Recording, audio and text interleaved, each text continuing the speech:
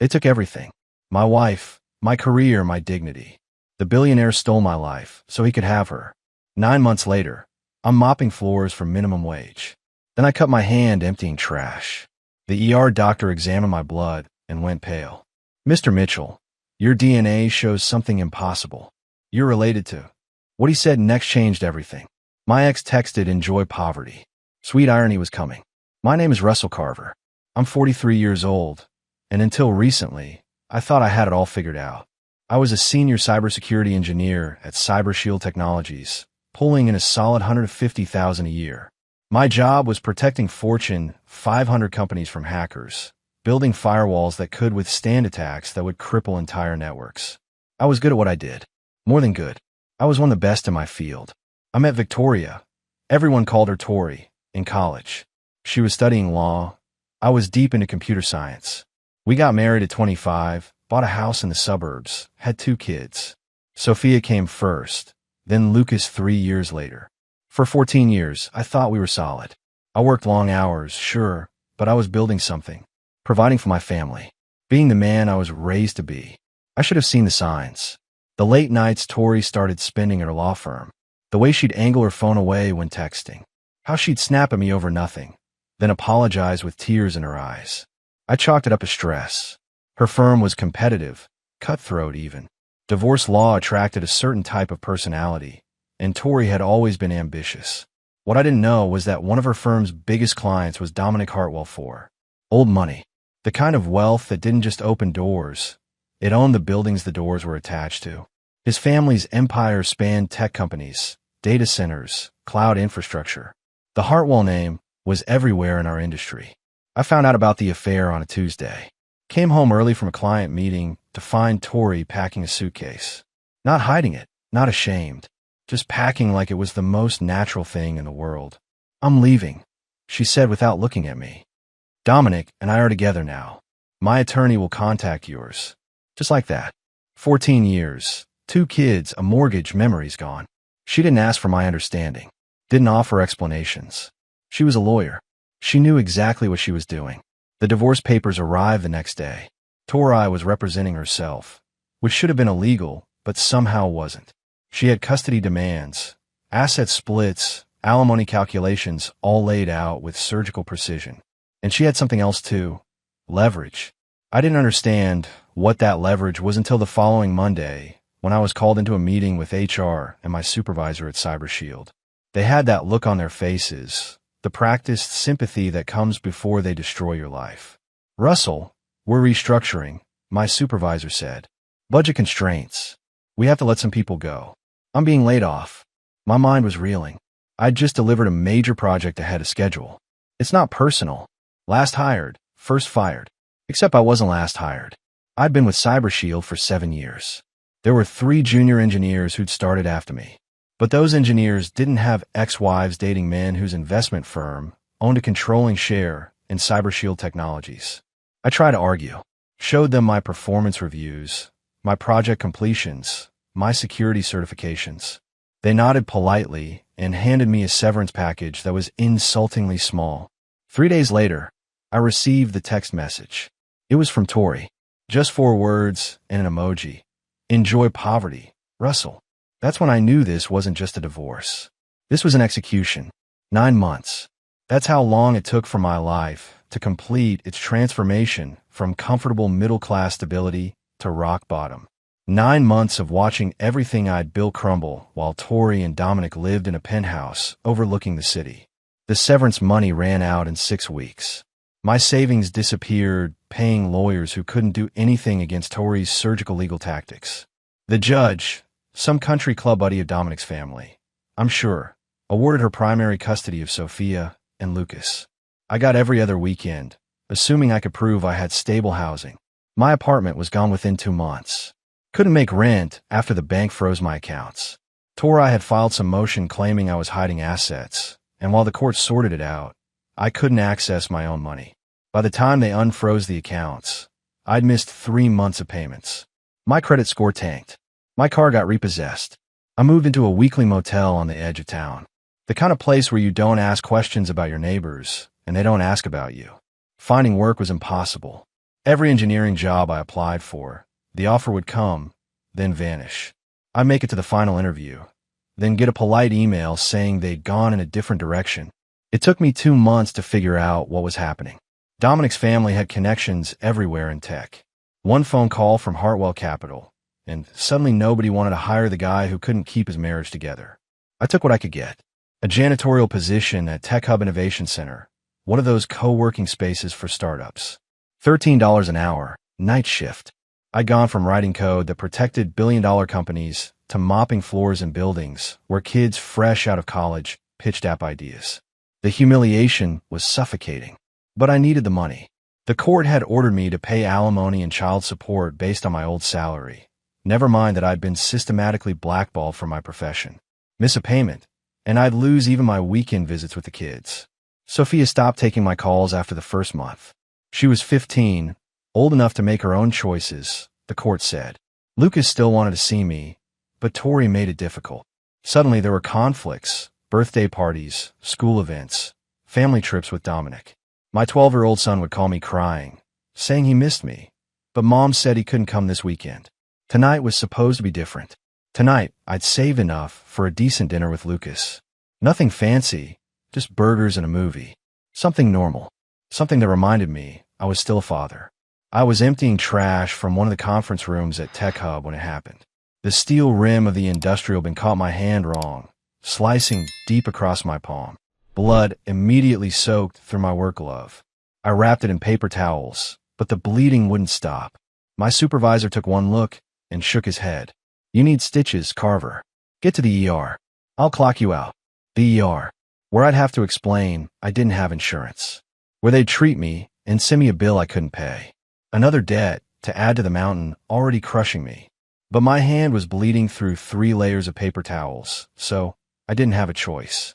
Mercy General's emergency room was half empty when I arrived at 2 a.m., still wearing my janitorial uniform with someone else's name stitched on the pocket.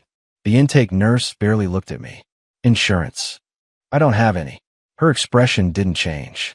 She'd seen plenty of people like me. Fill out these forms. Someone will call you.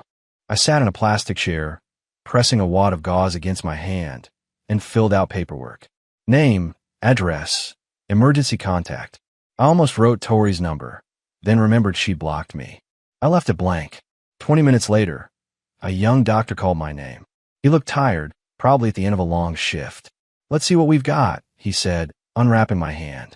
Okay, yeah, you're gonna need stitches. But first, I need to run some blood work. Standard protocol for any injury that might have exposed you to contaminants.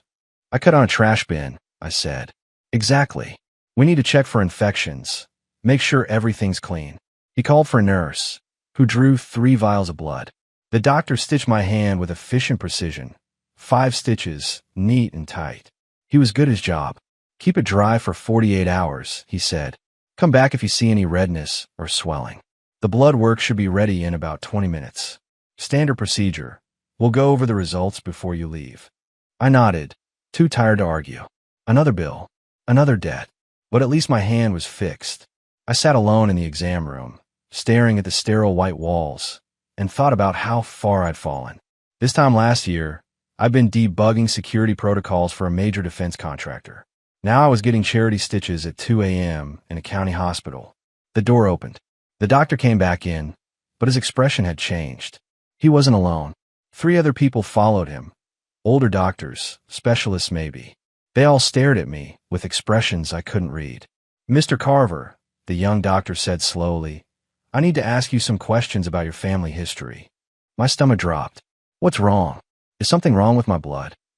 An older woman stepped forward. I'm Dr. Helen Foster, Chief of Genetics here at Mercy General.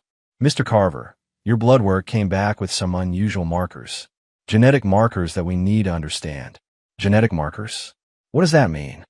It means, she said carefully, that your DNA contains sequences that match someone in our database. Someone very specific. The room felt smaller suddenly. Hotter. Ooh, I whispered.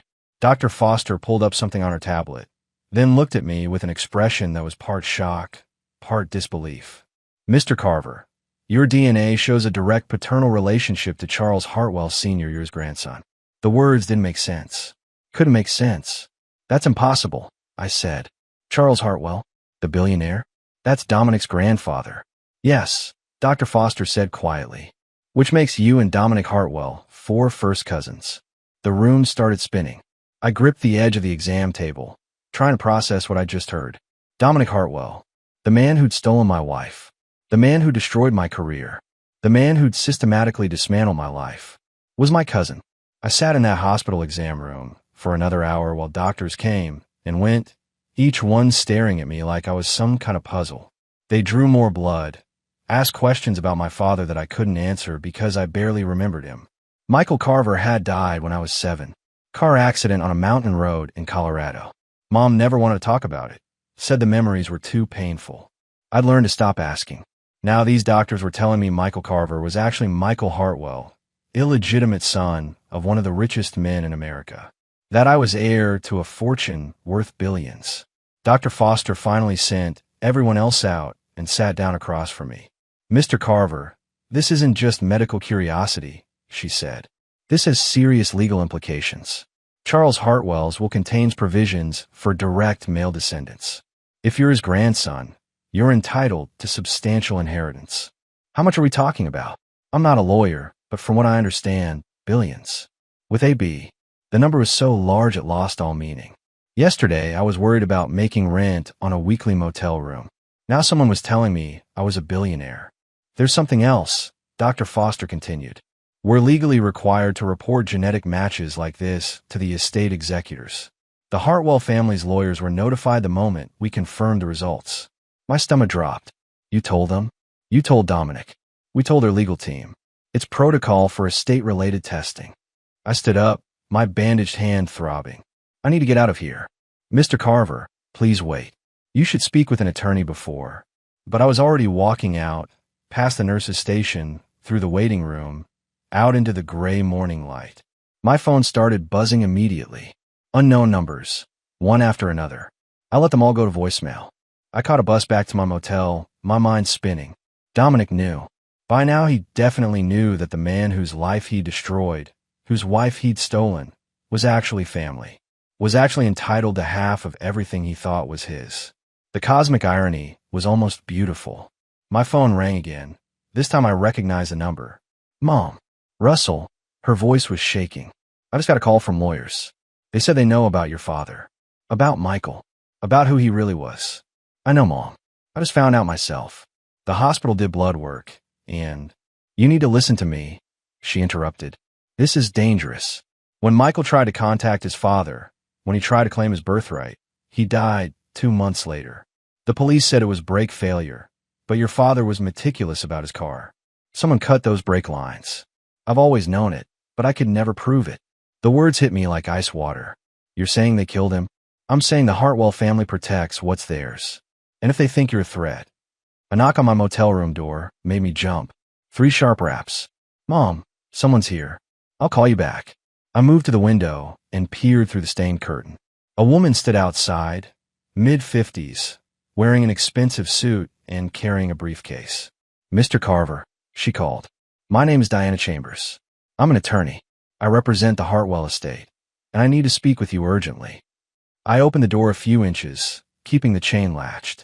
I don't have anything to say to Dominic's lawyers. I don't represent Dominic, she said calmly. I represent the estate itself, the trust established by Charles Hartwell. And right now, Mr. Carver, you need legal representation more than you've ever needed anything in your life. May I come in?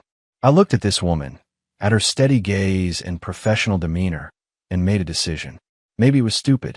Maybe it was exactly what my mom had warned me against. But I was done being the guy things happened to. I unlatched the chain and opened the door. Diana worked fast. Within 24 hours, she'd filed preliminary claims with probate court, secured independent genetic testing from 3 laboratories, and arranged temporary housing for me. A small apartment downtown. Clean, safe, with a door that actually locked. The estate provisions allow for interim support during verification, she explained. You're entitled to $50,000 a month until this is resolved. $50,000 a month. I'd been living on less than $2,000. The amount felt unreal. How long will verification take? 60 to 90 days for the full legal process. But the real battle starts now. Dominic's team will fight every step. She paused. There's something else. I investigated your termination from CyberShield. You were right, Dominic made calls. I have documentation of meetings between Hartwell Capital executives and CyberShield's board 3 days before you were fired. Proof. Actual proof of what I'd suspected all along. Can we use that? Potentially. But Russell, your ex-wife and children will be caught in the middle of this. The moment news breaks that you're a Hartwell heir, the media will swarm. Tori will have to explain why she left you for Dominic. Your kids will face questions at school. I hadn't thought about that. Hadn't thought past my own anger. What do? Talk to your children first. Before lawyers and press conferences. Tell them the truth. That afternoon, I called Tori from the new phone Diana had given me. She answered, not recognizing the number. Who is this? It's Russell. Silence. Then coldly. I have nothing to say to you. I need to see the kids. Today. It's important. Your visitation isn't until next weekend. Tori, things are about to get very public, very messy. They need to hear it from me first. Hear what? Suspicion crept into her voice. Just let me see them. 2 hours. A long pause. 1 hour. The coffee shop on Maple Street. 4 o'clock. And Russell, if you're planning some manipulation, I'll make sure you never see them again. She hung up. I arrived at 3:30, ordered coffee I didn't drink, and watched the door. Diana had offered to come, but this was something I needed to do alone. Tori arrived at exactly 4 with Sophia and Lucas. My daughter looked angry, arms crossed. My son's eyes lit up when he saw me, but he glanced at his mother first, waiting for permission. 1 hour, Tori said. She didn't sit. I'll be outside. Lucas hugged me immediately. Sophia stayed back, suspicious. Why are we here, Dad? She asked. I looked at my 15-year-old daughter and 12-year-old son and realized I had no idea how to explain what was coming. I need to tell you something that's going to sound crazy. I started. But it's true, and you're going to hear about it soon anyway. I'd rather you hear it from me first. Is this about you being broke? Sophia said bluntly. Because everyone at school already knows. The word stung, but I pushed through. It's about my father, your grandfather.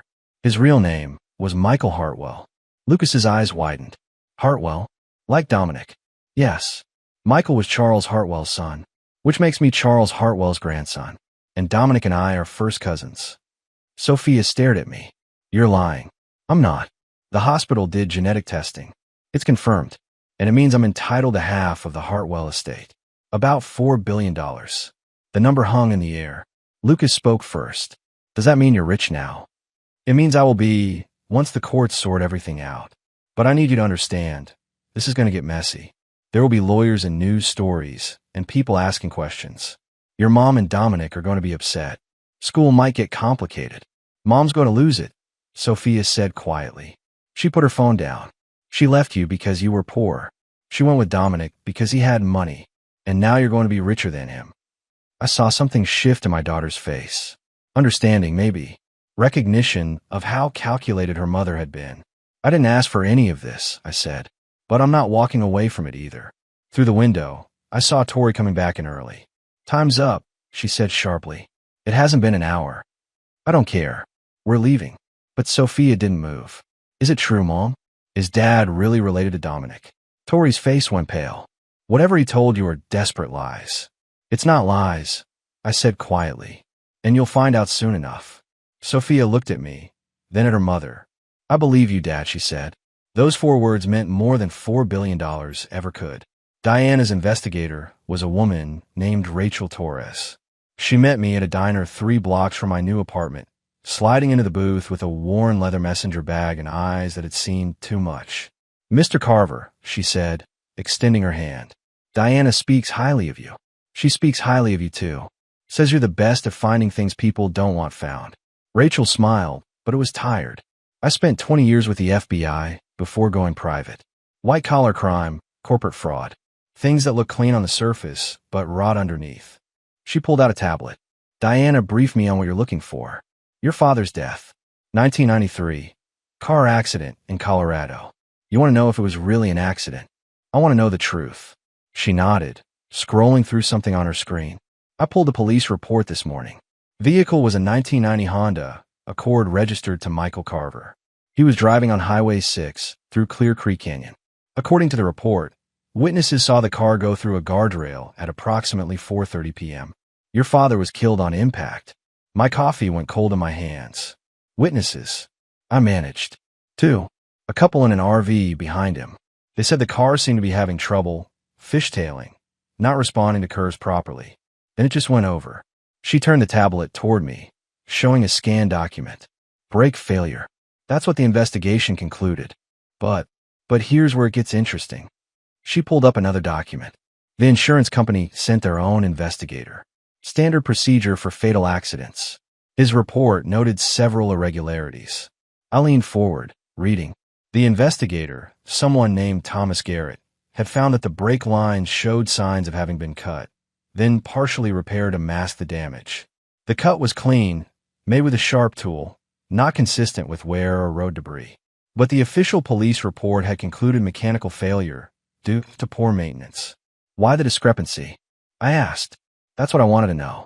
Rachel pulled up another document. Thomas Garrett retired from insurance investigation 6 months after filing that report. Moved to Arizona, bought a house he shouldn't have been able to afford on an investigator's pension. Lived there quietly until his death in 2008.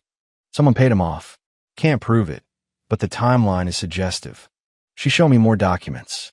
Bank records she'd somehow obtained. Property deeds. Tax returns. More interesting is what happened to your mother after your father died. I set down my coffee. What do you mean? Patricia Carver received a payment of $250,000 3 months after your father died. Officially, it was from a life insurance policy. But I checked. Michael Carver's policy was only worth $100,000, and it was paid out immediately. This additional payment came from a different source. What source? Rachel's expression was grim. A shell company called Hartwell Holdings LLC, which was dissolved in 1996. It took me 3 hours to trace the ownership structure, but at the top, Charles Hartwell. The words fell like stones. He paid my mother off. After having my father killed, he paid her to stay quiet. I can't prove he had your father killed, but the evidence is suggestive. If we wanted to pursue it, we might be able to get a wrongful death investigation reopened. She paused. But Ryan, you should know that opens dangerous doors. If Charles Hartwell was willing to kill his own son to keep him quiet, what do you think his grandson might do to protect the family fortune? I thought about Dominic's face, the cold calculation in his eyes. I think Dominic Hartwell would do whatever he thought was necessary. But I also think he's not his grandfather. He's ruthless in business, but murder? That's a different level. People surprise you, Rachel said quietly, especially when billions of dollars are at stake. My phone buzzed. A text from Tori's number. We need to talk about the situation. I know you're angry, but we can work something out. I showed Rachel the message. She wants to negotiate, Rachel said. Wants to smooth things over. Find a compromise. What should I do? Don't. The moment you engage with her, you're giving them ammunition. Everything you say can be used against you. Let Diana handle all communication with the Hartwell family and anyone connected to them. What about my mother? I need to talk to her about this payment. That's different.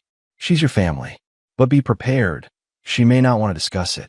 $250,000 in 1993 was serious money, especially for a young widow with a 7-year-old son. Whatever happened, she had her reasons for taking it and staying quiet. Diana worked through the weekend preparing for what she called going public. By Monday morning, she'd arranged a press conference at a downtown hotel, contacted major media outlets, and prepared a statement that walked the line between truth and legal liability. We're getting ahead of the narrative, she explained Sunday night. Right now, Dominic's team is working to control the story. They'll paint you as a con artist, a desperate man making false claims. We need to establish your credibility first. What do I need to say? The truth. That you're Charles Hartwell's grandson. That you're claiming your legal inheritance.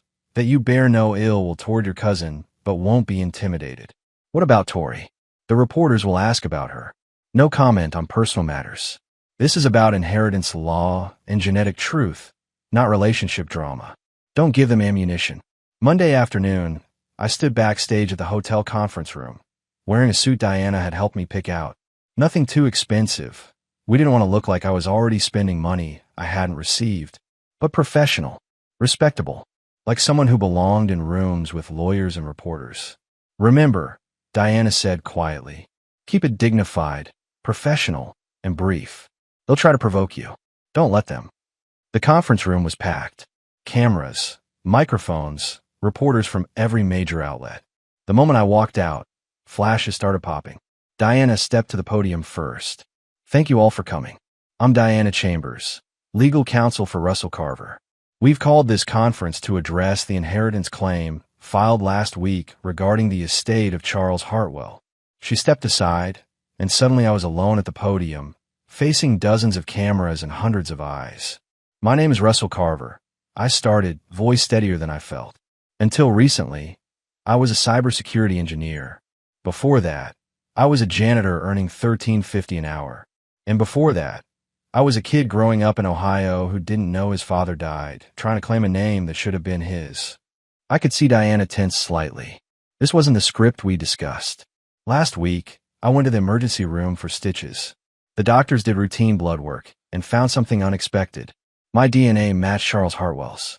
Not as a distant relative, as a direct male line descendant. As his grandson. The room was absolutely silent now. My father was Michael Hartwell, born to Charles and a woman named Margaret Carver in 1961. Charles paid Margaret to disappear, to raise her son in anonymity, to never speak the Hartwell name. My father grew up knowing who his grandfather was, but never being allowed to claim that connection. And when he tried, when he went to Charles in 1993 and asked to be acknowledged, he died 3 months later in a car accident that may not have been an accident at all. A reporter shouted a question, but Diana stepped forward. Please hold questions until the statement is complete. I took a breath. I'm not here to make accusations I can't prove. I'm not here to relitigate the past. But I am here to claim what my father couldn't. Charles Hartwell's will include a provision for exactly this situation. A bloodline clause that gives equal inheritance rights to any proven male line descendant. The genetic testing is conclusive. 3 independent laboratories have confirmed it. I am Charles Hartwell's grandson, and I'm entitled to half of the primary trust valued at approximately $8.3 billion. The room erupted with questions. Diana pointed to a reporter from the New York Times. Mr. Carver, you mentioned you were working as a janitor.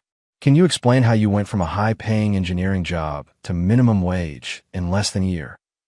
I was fired from CyberShield Technologies 9 months ago, shortly after my wife filed for divorce. The stated reason was restructuring, but I was the only senior engineer let go. My bank accounts were subsequently frozen due to what was later determined to be false claims. I lost my apartment, my car, my savings. I took the only job I could get.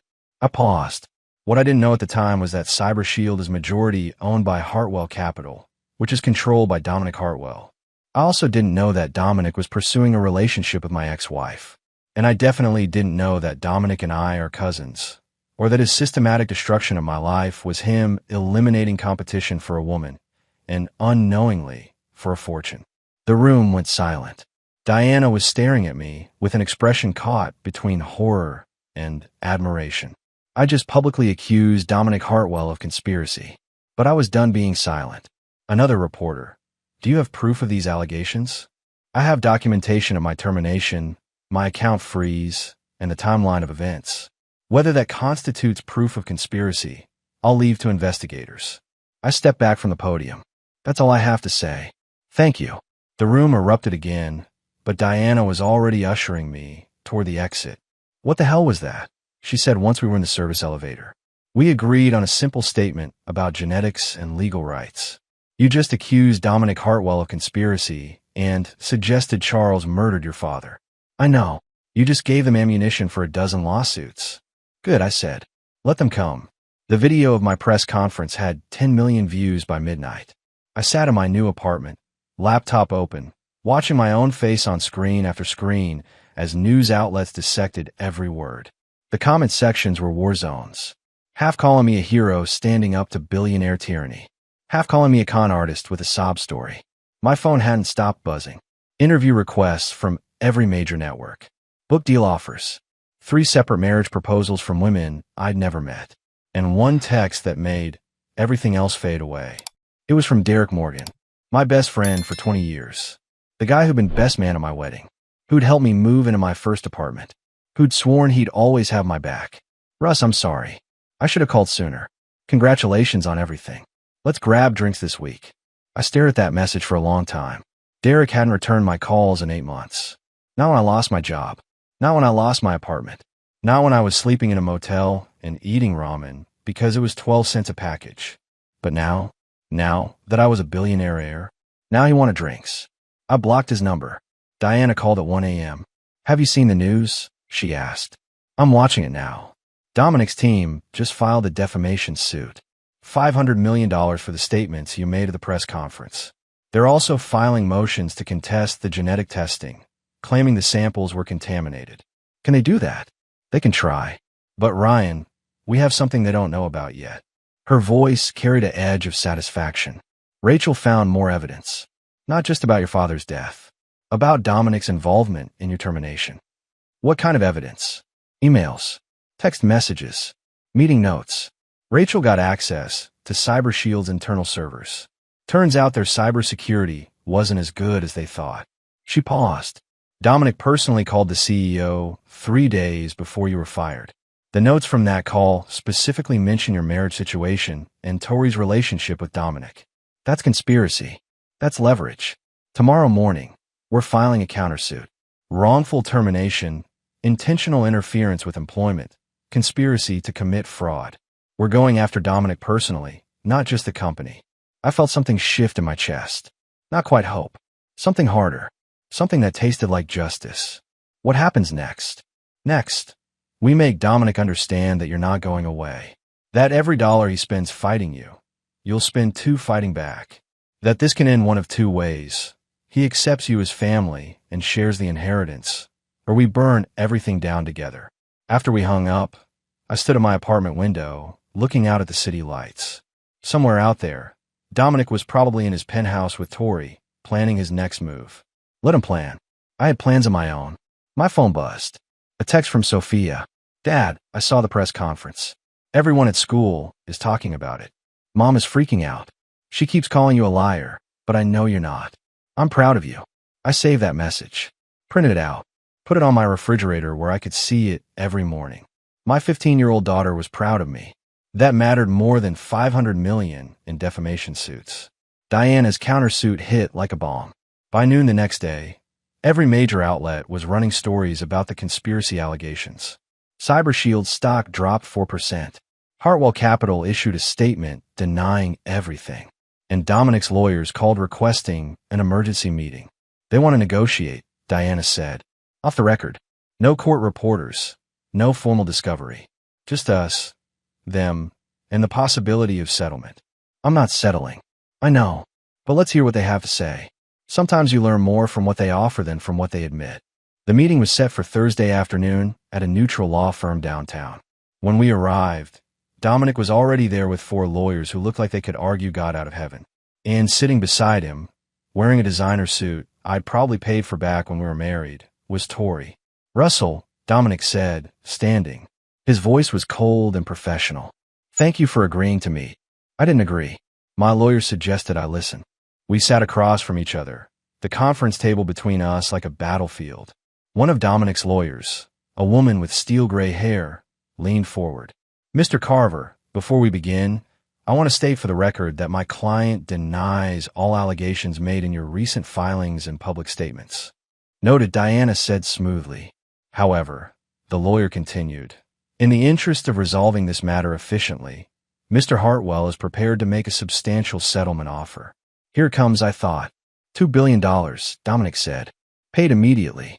In exchange, you drop all claims to the Hartwell estate, all lawsuits, and sign a comprehensive non-disclosure agreement. $2 billion. Double his first offer. That's a generous offer, Diana said carefully. May we have a moment to discuss? No, I said. Diana looked at me. Russell. No, I repeated, looking directly at Dominic. I don't want your money. I want with mine by right. Half the estate. A seat on the board. Recognition as family. Dominic's jaw tightened. You're making a mistake. Am I? Because from where I'm sitting, you're the one who's scared. You offer me 10 million, then $1 billion, now $2 billion. Each offer bigger because you're getting more desperate. I'm not desperate. Dominic said coldly. I'm trying to be reasonable. Reasonable. I leaned forward. You destroyed my career. You froze my bank accounts. You systematically dismantled my life so you could have my wife. And now you're sitting here offering me money to go away quietly. Tori finally spoke. Russell, please. This doesn't have to be ugly. I looked at her directly for the first time. You texted me, enjoy poverty, 3 days after I lost my job. You knew what was happening. You were part of it. I didn't know. Yes, you did. I pulled out my phone, opened an email Diana had forwarded me. This is from you to Dominic, dated 2 weeks before I was fired. Once Russell's employment situation changes, the divorce will be cleaner. You knew he was going to get me fired. The room went silent. Where did you get that? Tori whispered. Your law firm email. Turns out you weren't as careful as you thought. I stood up. Diana, we're done here. Russell, wait, Dominic started. No, you wait. You spent 9 months teaching me what it means to have nothing. Now I'm going to teach you what it means to lose everything. See you in court, cousin. We walked out, leaving them sitting there in stunned silence. In the elevator, Diana turned to me. That was either brilliant or insane. Probably both. They'll come at you harder now. Meaner. Good, I said. I'm ready. 3 months of legal warfare. That's how long it took for Dominic Hartwell to realize he couldn't win. Diana's countersuit had real teeth. The emails between Dominic and CyberShield CEO were damning. Time-stamped, documented, impossible to deny. The timeline was devastating. My termination 2 days after Dominic's call to the board. Tori's divorce filing the same week. My bank accounts frozen within days. All provable, all pointing to conspiracy. Rachel's investigation into my father's death added another layer. The insurance investigators' suppressed report, the suspicious payments, the pattern of Charles Hartwell eliminating problems. It painted a family built on ruthlessness and murder. The media narrative shifted completely. Headlines screamed about billionaire corruption. Dominic wasn't the wronged heir anymore. He was the villain in a story about conspiracy and destruction. CyberShield's board panicked and settled for $12 million. Hartwell Capital's investors started asking uncomfortable questions. And the genetic testing came back unanimous. I was Charles Hartwell's grandson.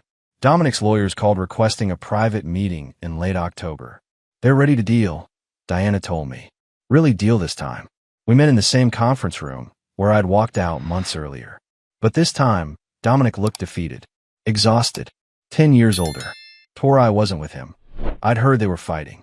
Russell, Dominic said quietly, this has gone far enough. It's destroying both of us. You started it. I'm finishing it. His lead attorney slid documents across the table. We're prepared to acknowledge your claim in full.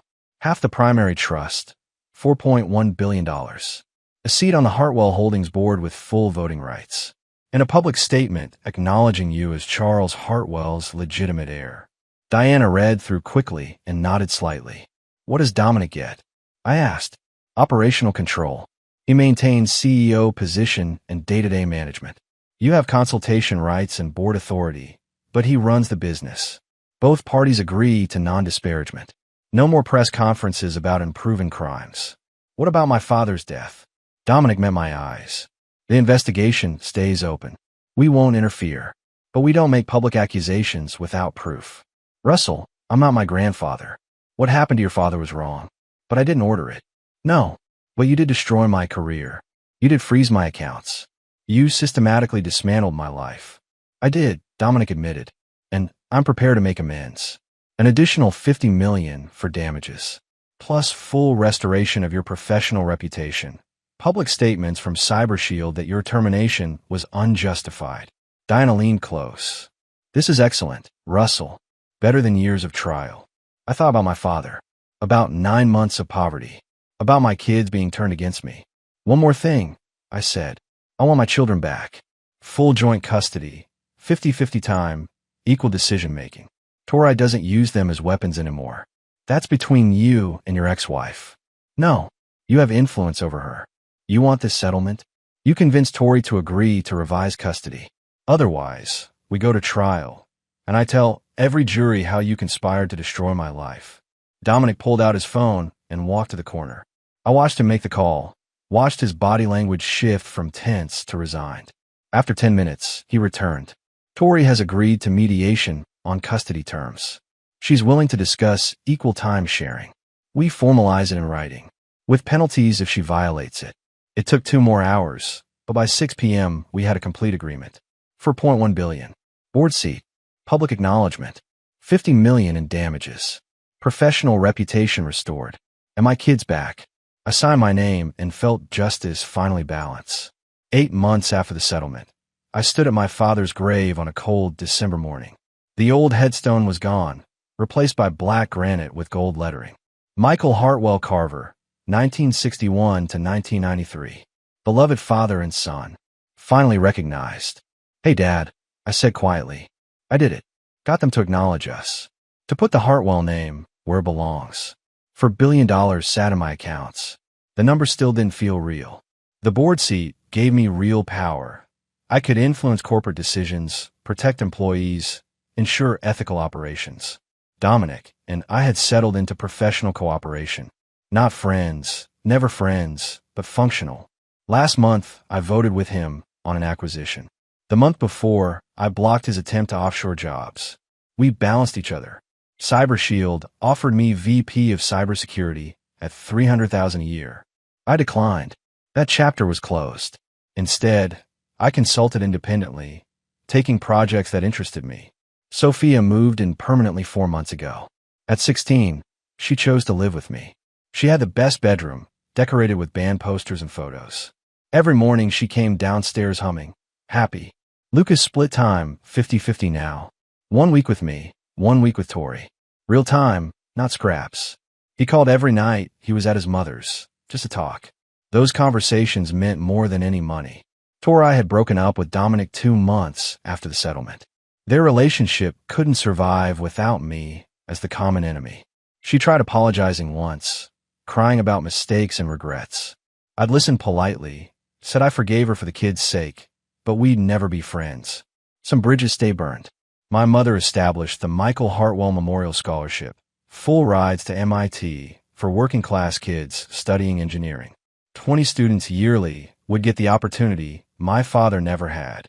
Eleanor Hartwell, my grandmother, had passed away peacefully 2 months ago at 80. Her funeral was strange, Dominic's family on one side, me on the other, both grieving the same woman.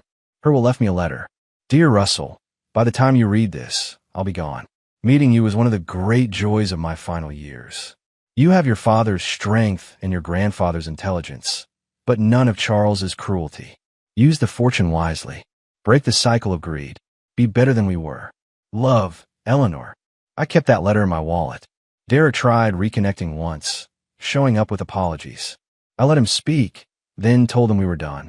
Real friends don't disappear when things get hard. I'd started dating Emma, a teacher making $47,000 yearly who didn't care I was a billionaire. She liked that I kept my old boarding house room as a reminder that I understood having nothing. My phone buzzed. Sophia texted, Dad, Lucas and I are making dinner. You coming home? Home. I had that now. Real home with my kids, with new memories being made. On my way, I replied. I touched my father's headstone one last time. You deserve better, Dad. But I made sure your story got told. I made sure we mattered. The wind moved through cemetery trees, carrying leaves and whispers of the past. I walked back to my car, to my life, to my children waiting. The war was over. I'd won, and winning felt like finally coming home.